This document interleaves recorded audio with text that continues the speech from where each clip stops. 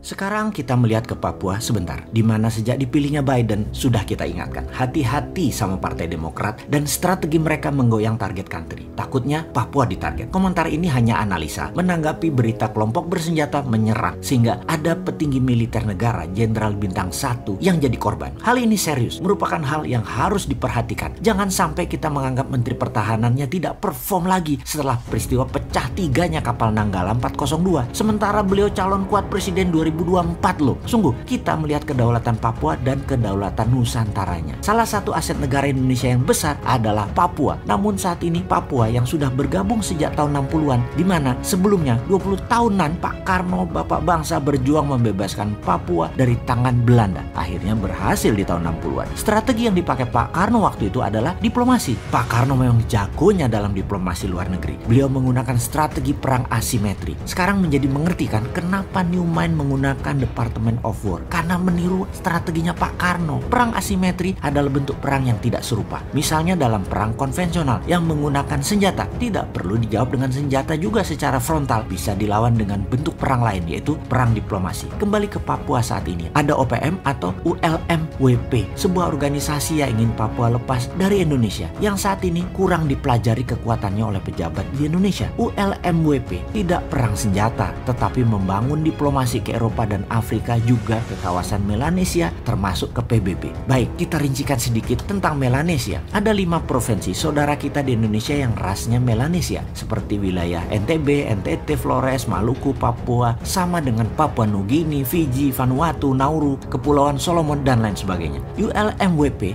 United Liberation Movement of West Papua, ini mepet secara kultural, ras, dan diplomasi ke negara Melanesia. Saya cukup tahu wilayah itu semua karena lama beredar di sana atas nama informasi. Saat ini menjadi pejuangnya adalah Dubes Indonesia untuk New Zealand. Berat tugas dia. Berat memang melawan perang asimetrik di Papua itu. Perlu keseriusan pemerintah pusat juga. Kita melihat kelemahan bernegara yang terus jadi pelajaran dan jangan terulang lagi. Misalnya dalam kasus Sipadan Ligitan, pulau yang diambil Malaysia. Malaysia itu tidak pakai senjata. Malaysia pakai kerja 20 tahunan. Malaysia melobi Mahkamah Internasional, melobi PBB, dan meletakkan tradisional fisherman Malaysia terus beredar di sana, sehingga uang, currency, radio, dan penduduknya hanya kenal Malaysia. Ketika waktunya tepat, Malaysia klaim Sipadan Ligitan. Hilang wilayah itu dari peta nasional Indonesia. Itulah perang asimetrik. Di Papua saat ini selalu ada instability, dan instability itu adalah warfare strategi. Dan ini semua harus distrategikan. Jangan naif bernegara. Hati-hati dengan Papua. Sulit memang kalau memandang dari sisi yang berbeda. Si Sontoloyo ini menjadi seakan-akan selalu salah dan selalu kalah. Padahal ini mau mengingatkan. Mengambil Freeport misalnya, atas nama nasionalisme dulunya terlihat pahlawan, namun resikonya sama sekali tidak diperhitungkan. Seakan-akan semua semulus pantat bayi. Gak ada masalah. Bos. Capek deh kalau ngomong urusan beginian dengan beda generasi. Mengambil Freeport ada banyak sisi melihatnya, dan tidak ada satupun yang menguntungkan. Membeli 51% saham pakai dana 70 triliun, sementara untungnya Freeport kecil banget, hanya 200 jutaan dolar atau 3 triliun per tahunnya. Kalau punya 51% itu hanya 1,6 triliun. Dari sisi dagang aja balik modalnya 50 tahun. Geblek bener deh konsep bisnis di otaknya untuk mengambil Freeport dengan cara kemarin loh ya. Atau dari sisi manajemen deh, ternyata tetap McMoran yang kelola walaupun sahamnya 49% atau minoritas. Tetap yang 51% tidak berdaulat. Ingat ya, Freeport itu outputnya atau hasilnya hanya koper konsentrat, bukan gold. Kemudian koper konsentratnya dikirim ke 3 lokasi, ke Jepang, Spanyol, dan Gresik. Yang di Gresik hasilnya apa? Bukan emas juga, masih anoda slime. Jadi mereka berusaha untuk tidak buat finish produk yang pure gold 99,99%. Anoda slime-nya dikeluarkan lagi, jadi pajak negara dapatnya kecil. Dia kali sudah 6 presiden sampai saat ini nggak nyadar juga. Dasar old mind. Kesel banget deh gua urusan beginian. Kita kembali ke Amerika saja dulu deh. Biden dan timnya di belakangnya yang solid serta punya pengalaman bernegara yang panjang. Maka ada jabatan strategis, dan itu bukan menteri yang dipilih di awal, tetapi jabatan siapa memimpin lembaga intelijen seperti NSI, FBI, DIA, dan CIA. Selain pejabat utamanya, maka deputi-deputinya ditempatkan dulu orang-orang yang akan dipakai untuk menaklukkan dunia. Maka mata panah bosman pribadi adalah seseorang yang bernama Michael Morrell sebagai wakil direktur CIA. dia adalah orang lama yang sangat loyal kepada Clinton, Obama, juga Biden. Kita lompat sebentar untuk mengingatkan who the hell is Morell. Ada sebuah undang-undang yang dibuat oleh Partai Demokrat di zaman Obama yang dikawal oleh Michael Morell dulu dan timnya. Yang harus kita awasi dari sisi Indonesia adalah mereka mengusulkan Undang-Undang Foreign Relation Authorization Act yang spesifik membahas tentang Papua.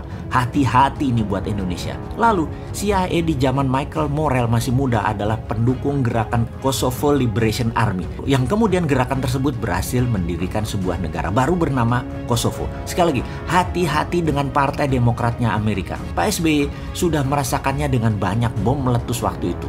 Obama presidennya dari Demokrat. Soekarno sudah merasakan dengan dilengserkannya dirinya. Presidennya adalah LBJ, Lyndon B. Johnson dari Partai Demokrat juga. Soeharto sudah merasakan serangan economic hitman di zaman Clinton waktu itu. Habibie sudah merasakannya juga di zaman Clinton presidennya dari Partai Demokrat hingga lepas Timur Timur. Operasi CIA selalu dimainkan oleh mereka. Gerakan insurgensi adalah ciri Partai Demokrat menyerang luar negeri. Kalau Partai Republik perangnya di permukaan. Kalau Partai Demokrat warfare-nya pakai CIA operation dan shadow.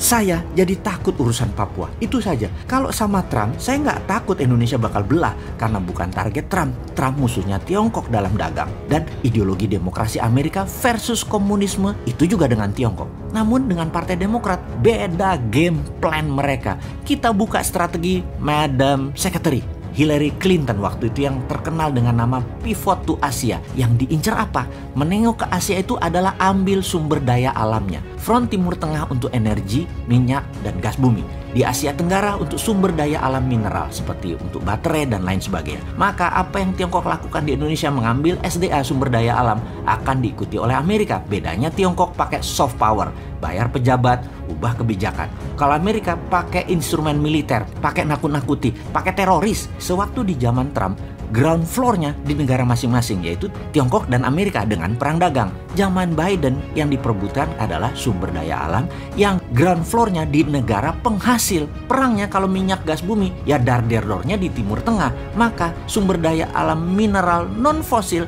jangan-jangan dar-der-dornya di Indonesia. Jadi wahai pejabat, jangan sampai 100 bom jadi meleduk di mana-mana di Indonesia ke depannya ya. Ini semua harus distrategikan. Ini harus dibuat counter insurgensinya. Cara tekan Indonesia nanti bisa dipraktekkan lagi, yaitu Papua dan GAM akan dimainkan lagi oleh Amerika. Ini cara klasik Partai Demokrat. Sehubungan dengan hal ini, sengaja kita buka ke publik informasi seperti ini agar bernegara kita melihat dari sisi lain, sisi ancaman. Jadi wahai pejabat, pastikan kebijakan Anda menguntungkan rakyat dan membuat negara utuh selalu.